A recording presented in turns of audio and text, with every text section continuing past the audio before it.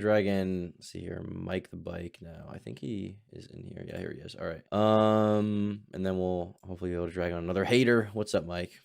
Hi. Yo, what's up? How are you guys doing tonight? Good yourself? I'm chill. I had a few contentions with Ida's response video, and I wanted to kind of get your thoughts on it. Yeah, See if maybe we can reach a middle ground of sorts. sure. I want to off the top say like I wasn't a fan of Ida. I was a fan of iDubbbz, so I do have a bias in that direction. But I don't really care that he doesn't do edgy stuff because in the same way I was a fan of Joji, right? I mean, I was a fan of Filthy Frank, right? But I Mhm. love Joji. I love all the stuff he does as Joji, and he's not really particularly edgy as Joji, right?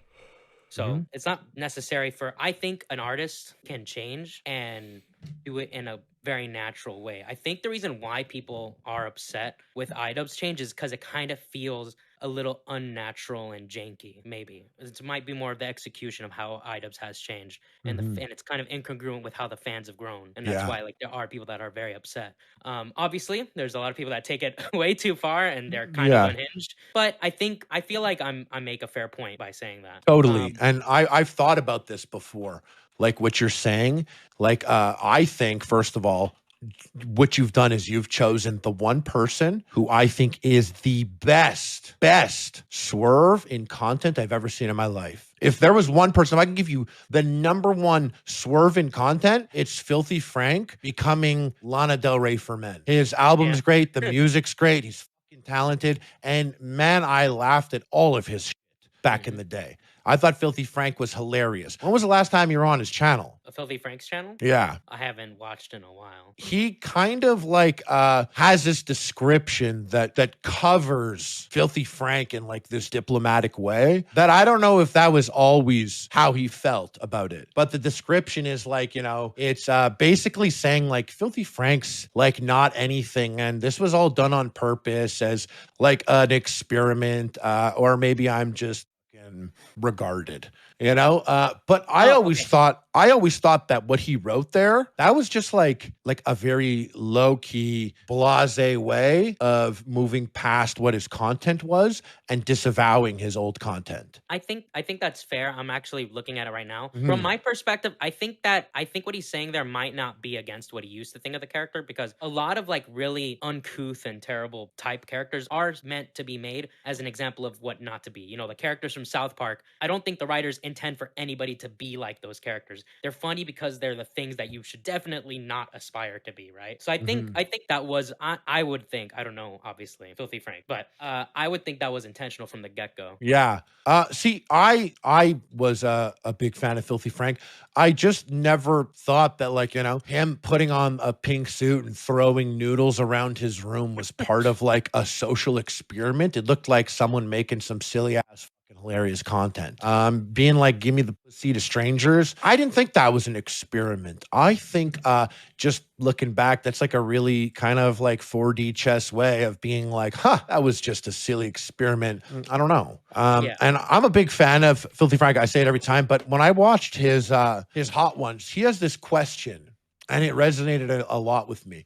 He said to, I think Sean asked him, like, what would you do differently? And he was like, I wish I had, I'm going to mess up the exact words, but he was like, I wish I had changed my trajectory to music earlier. And I was like, whoa, that resonates with me. Because it was like changing her trajectory earlier. Maybe he thought like the time, I'm not sure.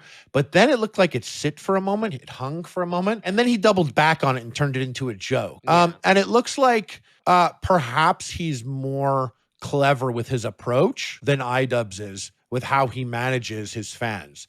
Maybe he's more aware of how hurt the fans would be if he didn't do that and didn't pay the respect. And perhaps maybe iDubbbz isn't as clever, or maybe he doesn't care. iDubbbz, if you want iDubbbz to say the N-word, he for sure doesn't care about you as a fan. He for sure doesn't care if you like him. No, I yeah, know I this think because, yeah, sorry, go. no, yeah, like the whole N-word thing, it's like I think the reason why people hang on to the N-word thing so much is that message that he gave in the 10 Mojo video where either all of it's okay or none of it's okay. It stuck with a lot of people because at the end of it, I think it struck a really hard. The thing about people in this like community and in chat is some of them are just edgy like morons, but some of them are like super like hardcore free speech to the point that they think people should be saying these crazy things because just the ability to say it should be promoted. Well, where do you draw the line? That's the hard part. That's what I think the comedy is where you draw the line. Like me, I don't like what's another like, I mean, I guess Joji is the main example, right? It's like, yeah, I love his edgy stuff, but him changing his stuff doesn't mean that I can't still enjoy the old stuff, and doesn't mean I can't enjoy the new stuff, right? Or like with PewDiePie. PewDiePie had a moment where he had a moment in his career where he was uber edgy, right? But then he kind of chilled out, and like I watch his stuff still, and I enjoy how he's just become a chill channel. PewDiePie made his video, the Jewish thing there, and I got shit on Twitter years ago because I came out and I was like, he doesn't hate Jews. Yeah. He's making a joke. And I remember people being like, nah, bro, shut up. And they were mad at me. It's just like, listen, this isn't the first time that I've disagreed with people. It just seems like this is the first time that I've touched on a particular type of person, a group of people that are very passionate about not wanting to hear another perspective. I think Joji's a tricky example because, like I said, that's the best swerve I've ever seen from content creator to a star. And I think his music is incredible. And man, I would have never fucking thought that Pink guy would be singing a beautiful song and having a sick ass music video. It's just shocking. And it's a great evolution of an artist, and mad respect to him. It's, iDubbbz, it's definitely clunky for sure. Yeah. And people don't think it's genuine. I wouldn't be sitting here if it wasn't genuine. Like, it's like the guy, he's a real guy, and he's way more of a person now than he was before. Yeah. And that's just my opinion from my perspective. No, and you having met him and spent time with him obviously paints a different perspective than anybody that has never met him before can address to. But that's why I want to point out certain things in his video that does alarm me as a viewer, because so one of the things is the DMs. I can kind of meet you halfway and say Froggy is being hard-headed in those DMs, but isn't it fair? Is it not fair to say that iDubbbz should have straight up said, look, I have a bad history with this guy. I don't want you to train with this guy. If you train with this guy, it's a no-go. Like, well, he ended up saying, you can train with him, don't post content. No, he eventually did say that, but my point is, I feel like he should have just gotten to the point, because there was a lot of back and forth. But this is better though, right? Isn't this for what we're all mad about here? We're mad that Froggy got removed, and we're mad that he can't hang out with who he wants to hang out with. Isn't that more in line with how everyone here thinks? That he was like, fine. I can't speak for everyone else, but me personally, and you can believe me or not, but I would say if he straight up told him from the get-go, listen, I don't want you to train with Sam Hyde. I don't want him involved in my event at all. If you do, that's crossing the boundary, and I can't have you fight with us. But he was okay. But he was okay with him training with Sam Hyde. No, just don't post content. Right. And then I feel like maybe there is a conversation that none of us have seen, where they did discuss what constitutes as content. I know you're saying Twitter posts and retweets can be content. But even if you knew that he sent you all this, and you knew that Anissa also was trying to communicate with you, why are you playing that stupid? Why even leave it up to debate if Twitter is content or not? Why not just not touch it? And why not wait until you beat up Chris Raygun, grab the mic, and fucking say all that you want to say? No, yeah, I think that is a fair counter. And I feel bad for Froggy, because I thought about him a lot. I thought about him the night of, and he texted me right away, a nice text, and I thought about him after, and then I see him post stuff on Twitter, and I'm like, where are all those fuckers now? Like, why aren't they liking and retweeting his shit as much now as they were before? It's like they dropped it and they want to play with something else now. And yeah, he got a bunch of fans from it, but he made some people out there have a bad impression that'll never give him a chance to know him, because they just don't want any of that. And I do feel bad about that, because I'm like, damn, he went full suicide on Creator Clash and didn't do it after the fight. He did it before. Well, I would say, so there was a lot of clips in iDubbbz video of Froggy talking the event, talking his wife and himself, and those things happen. But the same way you had an emotional reaction to Froggy, is it not fair that Froggy had an emotional, because all those clips that were used were from after he was kicked from the event? Is that not a fair emotional reaction in response? Well, I guess mine was a fair emotional reaction, but I'm aware I'm why. not saying it's not. No, I know, but I'm aware why I got the hate. Remember, I don't know if you were there, but I said I got off, and my girlfriend was like, "You were cringe," and I was like, "Oh, really?" And she was like, "Yeah," and I was like, but I knew what was going to happen. So I get it. I'm not like, oh my God, why are people mad at me? I get it. I came in hot. I came in passionate, and it was cringe. And the hate that I got from people, I was like, ugh, my optics were bad. I am aware. It's the Okay. fact that he plays like he's not aware, which is like just that's like I don't buy that. The issue I have is in iDubbbz video. To me, it comes off as iDubbbz is saying these things he said after he was kicked are reasons why he was kicked, when I don't feel like that's quite fair to pick something somebody says after getting kicked as the reason they were. You should But stick you to know what things it that is? caused it, right? Yeah, you're right. But it's kind of like called it. That's who you are. Well, then I guess I made the right choice. Sure, it all happened after, and now I have no regrets. Mask is off, and you have shown how you really are. I'm happy you're not part of the event. And you're right, for sure. Hey, that's not fair. It happened after. But Froggy called the bluff on Ian about the 15K, that he wasn't going to sue him. He never sued him. Froggy called that bluff. Well, Ian also called that Froggy wasn't going to be respecting him or the event. So they both called each other, and whether we think it's fair or not, they both called each other's bluffs correctly there. Froggy revealed that he didn't respect the event or the fighters in it, and Ian called and Froggy called Ian on the 15K. Okay. And then I guess I have one more point. This one's way more of a nitpick than anything, but I kind of just want to get off my chest.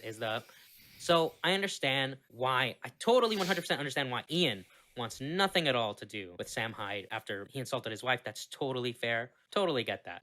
And the thing is, to me, Anissa is a public figure. That doesn't mean how far Sam Hyde has gone is okay. I think he has gone pretty far with his jokes. They're not jokes I would personally make going that far, right? But at the end of the day, she is a public figure, which means she is open to being made fun of and joked about. Yeah. Now, and that means that it's cool for Ian to not want to associate with Sam Hyde. But the thing about her, like, oh, well, she's a person and she feels emotions too. I get that from an emotional level. But I feel like once, like, you're a public person, I think I totally lost what I was going to say. I'm No, sorry. I know what you're saying. No, I feel you. I feel you. Once you're a public person, you have unofficially signed the contract to public scrutiny. That's the job. Like, that's what you get. You want to go and you want to put yourself out there and you want to make videos. Well, we're going to talk about you. We're allowed. You put yourself online, so you open yourself up to scrutiny. Is that what you were saying? Yeah, but also, like, it seems like unfair to, like, Ian does a lot of he does a lot of pro coaching about jokes regarding women and regarding sex workers and stuff like that. And I noticed this thing a lot with people, that this is more of a broad thing, right? When people are no longer okay with making jokes against women or more edgier jokes, right? But they can still make jokes towards different kinds of people. So I felt like it was a little unfair for Ian to make fun of Boogie and Wings, who are actually training very hard. Well, I think Wings trained very hard, but we don't. I wasn't going to tell. I wasn't going to tell anyone. But if I had to find something to really scrutinize, I think that's it. Yeah, like that's it. No one brings that up though. You're the guy that brought that up, and like there are and this is how I know that the people that are hating on him aren't really thinking, scrutinizing properly, is because no one really brought that up, and you were criticizing yourself that you didn't have the words. You nailed it. That's the thing. That's the thing. When you do flip it and you do get mad and you do the thing, then you can't do that. Now, the truth is, I don't think he was like, look how fat they are. He was more like, because Froggy said Misfits the skill levels on a whole other level. So Ian was showing two guys who just are going to fight who don't have any skill. Yeah. And that's all he was showing. But the way we take it is, it's like, look at these fatzos. He had to have been careful and maybe chosen another fight that wasn't such a fight where the guy is swinging like he's on a binger. I think that's a much better clip. Yeah, you're right. I think like, because he is now a new person, then he has to think twice about something like that, and choosing the fat guy fight is like, I don't know if you get to use this fight, because this comes off like you're dissing fat people. So you have to find people who lack skill that aren't this. And I don't think he was pointing at like being like, look at these fatties, but you could definitely say that that's how it comes off. And I thought that when that video went right up, I was like, if I were one of the guys that want to just shit on him, like, yeah, I would have definitely chose this as an angle. So I think that's a great point that you bring up, and that's something that is that he'll have to work with the rest of his life is because there's going to be a forever sleeper cell of people that want to hate on his videos and scrutinize him. And it's little missteps like that aren't even truly a misstep that can be scrutinized appropriately, because it was all or nothing. And that's a silly, I think all or nothing is actually a stupid mentality. And I think it's not the right mentality. As much as I understand what he was trying to say there, that's not it. It starts to get bad, all or nothing, because that goes into freaking CP. You could make jokes about anything. Like you can like call someone a pedo when they're not. Like you could do whatever because it's all or nothing. So I think it's a silly thing to believe in. But if we do follow that, then like it is now, it's nothing now. So now it's nothing. I do think you can joke about anything as long as people find it funny. When people don't find it funny, that's when you get shit on. I agree too. Because like, listen, I like comedy. I don't want comedy to, you know, take a hit. And if someone gets offended from a bit that's hilarious, I'm sorry, man. It's really funny. Anyways, thank you for having me on. Just calling in, Mike. Your guys' day. Take care. All right, next person who said